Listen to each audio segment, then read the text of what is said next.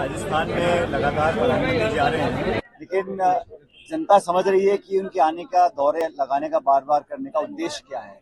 अगर राजस्थान के 8 करोड़ लोगों की भलाई की बात होती तो मैं समझता हूं जो पिछले 5 साल का कार्यकाल निकला है केंद्र सरकार का, उसमें सारे सांसद बीजेपी के थे, 25 के 25, और राजस्थान की जो विशेष मांगे थी उनको पूरा करने की चेष्टा भी नहीं करी गई।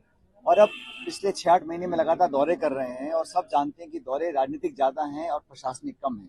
लेकिन जो डिमांड्स हमारे स्टेट्स की थी, जो केंद्र सरकार चाहती कर सकती थी, चाहे वो ईआरसीपी की हो, चाहे रेल परियोजनाओं की हमारी डिमांड्स थी, चाहे जो राजस्थान सरकार का, राजस्थान के लोगों का जो हिस्सा था उसमें भी विलंब काफी हो रहा है। तो उस प्रकार की योजना नहीं है, वो तो सिर्फ प्रचार के लिए यहाँ पर आ रहे हैं। और संभवतः वो प्रचार इसलिए ज्यादा करना पड़ रहा है क्योंकि जो प्रदेश के जो नेता हैं भाजपा के, उनसे पार पड़ने वाली है नहीं। तो पूरी कोशिश वो दिल्ली के नेताओं से करवा रहे हैं, लेकिन बहुत ज्यादा फर्क पड़ेगा नहीं। मैं समझता हूँ कि राजस्थान के अंदर दोबारा हम लोग सरकार बना पाएंगे।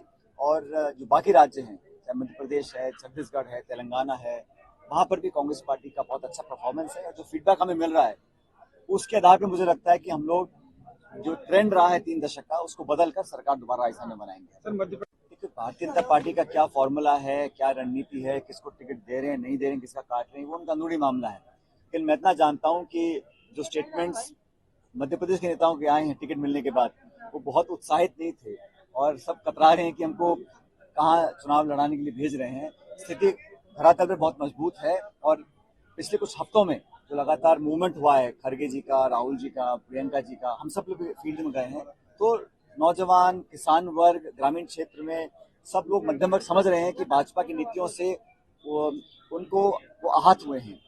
आर्थिक जो अपॉर्चुनिटीज थी, संभावनाएं कम हुई हैं, रोजगार लग नहीं रहे हैं, महंगाई आसमान छू रही है।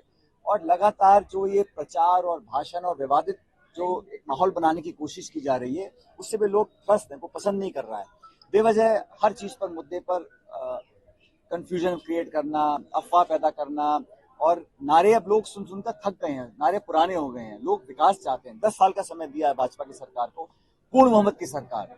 हमारी सरकार कोलिशन सरकार थी, फिर भी हम लोगों ने नरेगा हो, गरीबी उन्मूलन हो, तमाम तरह की योजनाएं बनाई।